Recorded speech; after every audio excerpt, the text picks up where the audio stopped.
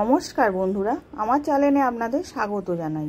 আজকে আমি আপনাদের বানিয়ে দেখাবো অনিয়ন টোস্ট। প্রথমে আমি পাউরুটিটা সেঁকার জন্য একটা ননস্টিকের চাটু বসিয়েছিলাম। চাটুর মধ্যে আমি বাটার লাগিয়ে নিচ্ছি ব্রাশে করে। এবার বাটারটা গলে গেছে, এবার পাউরুটিগুলো আমি দিয়ে সেঁকে নিচ্ছি। উল্টে পাল্টে সেঁকে নিলাম। এবার সেঁকা হয়ে গেছে, আমি নামিয়ে রেখে দিয়েছি।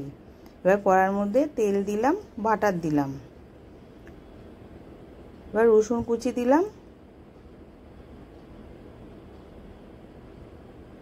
পেঁয়াজ কুচানো দিয়ে দিলাম, দিয়ে হালকা করে ভেজে নেব।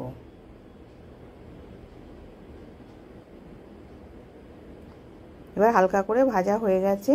এবার আমি 1 চামচ ময়দা দিয়ে দিলাম। ময়দাটাকেও ভালো করে ভেজে নেব। পেঁয়াজের সাথে একসাথে ভালো করে ভেজে নিচ্ছি। এবার ভাজা হয়ে গেছে, আমি 1 কাপ দুধ দিয়ে দিলাম, দিয়ে ওটাকেও ভালো করে মিশিয়ে নিচ্ছি।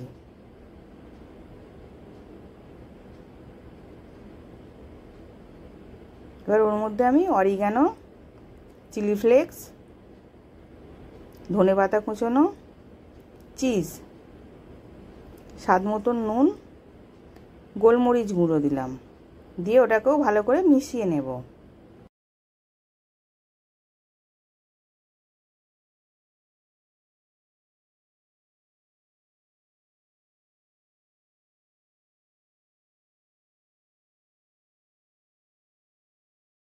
এবার ভালো করে মেশানো হয়ে গেছে।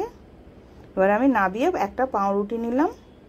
পাউরুটির পিসটার মধ্যে এবার আমি পেঁয়াজের ওই মিশ্রণটা মাখিয়ে নিচ্ছি। উপর দিয়ে লাগিয়ে নিয়েছি সবগুলোর মধ্যে।